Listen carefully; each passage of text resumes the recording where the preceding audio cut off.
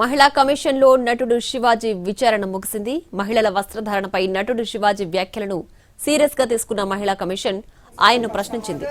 1:45 నిమిషాల పాటు విచారణ జరిగింది. ఇప్పటికే తన వ్యాఖ్యలపై క్షమాపణ చెప్పారు శివాజీ. అయినా శివాజీ చేసిన వ్యాఖ్యలను సీరియస్ గా తీసుకుని విచారణ చేసిన మహిళా కమిషన్ ఆయన స్టేట్మెంట్ ను రికార్డ్ చేసింది. విచారణపై ఆయన ఏమన్నారో ఇప్పుడు చూద్దాం. ఏదైతే తెలంగాణ మహిళా కమిషన్ వారు దండోరా ఫంక్షన్లో నా ద్వారా వచ్చిన అన్పార్లమెంటరీ లాంగ్వేజ్ మీద నేను చెప్పిన మాటలు కొంతమందికి నెగిటివ్గా కన్వే అవటం వల్ల వారు నాకు నోటీసులు ఇచ్చారు.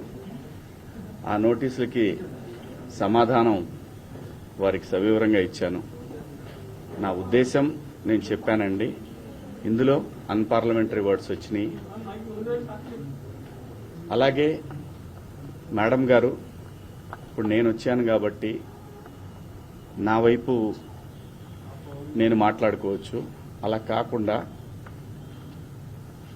ఎవరైతే దీనికి బాధపడ్డారో వాళ్ళ పాయింట్ ఆఫ్ వ్యూలో కూడా క్వశ్చన్లు అడిగారు. నన్ను అన్నిటికీ సమాధానం చెప్పాను.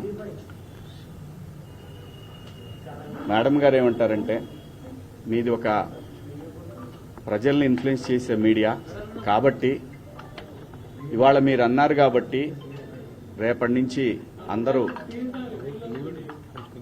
అయిన దానికి కాని దానికి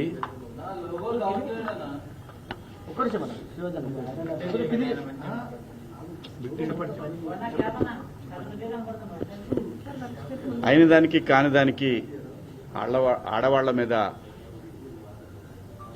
కామెంట్లు పెడతా ఉంటారు కదా అంటే కరెక్టే మేడం. ఒక ఇన్ఫ్లుయెన్స్డ్ పర్సన్గా దయచేసి దీన్ని ఆపేద్దాం. ఎందుకంటే సమాజంలో ఇంకా చాలా విషయాలు ఉన్నాయి. ఇది మేడం గారు చెప్పిన దాని ప్రకారం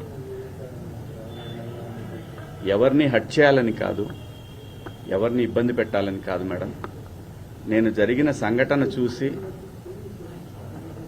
మాట్లాడాను. మాట్లాడిన అంశంలో తప్పుడు పదాలు దొర్లిని. దానికి అందరికీ నేను వివరణ ఇచ్చాను. నా అపాలజీస్ చెప్పాను అని కూడా చెప్పాను. మేడం గారు కూడా చూశారు.